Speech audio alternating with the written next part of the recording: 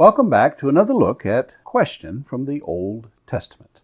Our question number 9 comes from the Old Testament book of 2 Kings, chapter 1. Are there not written in the book of Chronicles of the kings of Israel? To give this question context, we'll be reading the first chapter of 2 Kings. After the death of Ahab, Moab rebelled against Israel. Now Ahaziah fell through the lattice in the upper chamber of Samaria and lay sick. So he sent messengers, telling them, "Go inquire of Beelzebub, the god of Ekron, whether I shall recover from the sickness."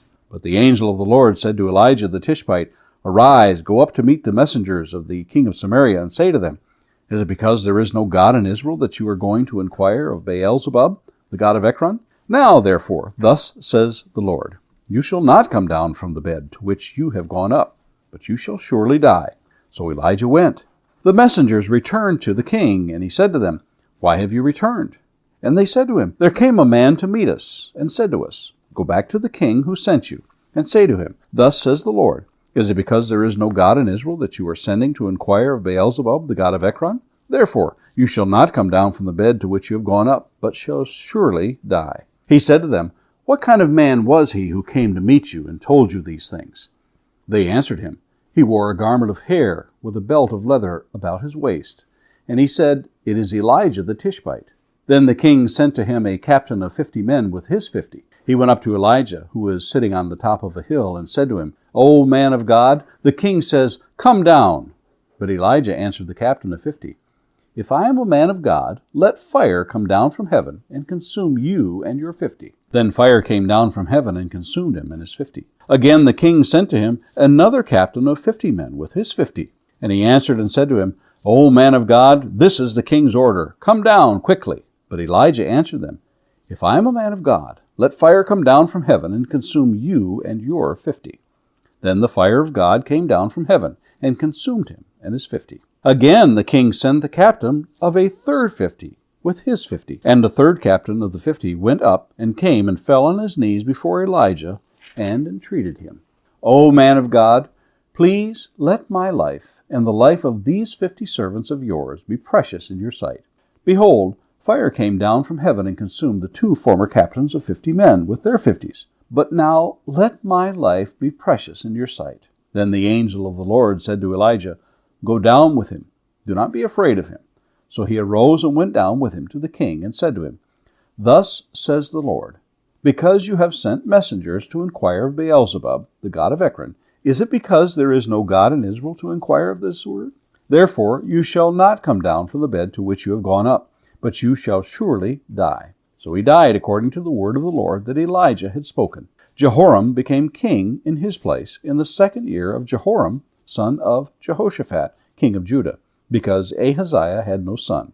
Now the rest of the acts of Ahaziah that he did, are they not written in the book of the Chronicles of the kings of Israel? Our question for the day comes from 2 Kings chapter 1 and verse 18, but it is a question posed many times in the historical books of 1st and 2nd Kings. Warning, history lesson straight ahead. I'm obligated to, rather tongue-in-cheek, make this statement, seeing how so many people take so little interest in history until they need it, and then, sadly, it is beyond their grasp. George Santayana has famously said, "Those who do not learn from history are doomed to repeat it." Yet a grasp of history is not something you consume in an afternoon or an evening's leisurely reading. History is slowly digested over a long period of time, and one contemplates and connects the actions with consequences and not merely events and happenings. Having read over the years what authors have written on the subject of the compilation of the history of Israel and Judah, I am more and more amazed with the passing of time, the scale and the size of such a work. What is equally amazing is the thought of what to leave out. To even the most casual of readers, it is apparent the differences of the accounts recorded in the books of Samuel, the books of Kings, and the book of Chronicles. All that we have to identify who the author and authors were of these books. Some traditions say Samuel wrote 1 Samuel. But it is apparent he could only have written up to the point of his own death. But who wrote after this is only speculation. As to the book of Kings, it may be that there were several authors who compiled this as time progressed. But many noted scholars say it was Jeremiah the prophet. It is probable that this is a compilation of sorts from previous individual writings. As to the book of Chronicles, the strongest case can be made for Ezra. Scholars claim they believe this because of the tendencies toward the priestly order and because of the ending which takes place after the return from captivity. Now, that is the scantest of thumbnail sketches of these books. Many of the occurrences are recorded in at least 2 of the 3 accounts. They appear to be out of order, yet they appear to have varying views of the accounts.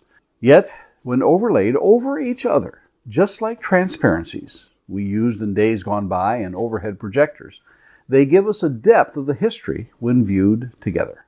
It is amazing how this history has been challenged by secular historians over the years and centuries, yet have been nonetheless proved to be reliable in its historical backdrop.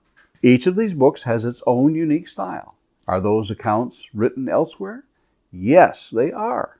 And they are there to give us even more of the old story as seen from the eyes and ears of those who saw and listened and read for themselves. How do we encourage believers to learn from the things written in times gone by? And Lord willing, let's meet here again tomorrow to look at another question from the Old Testament.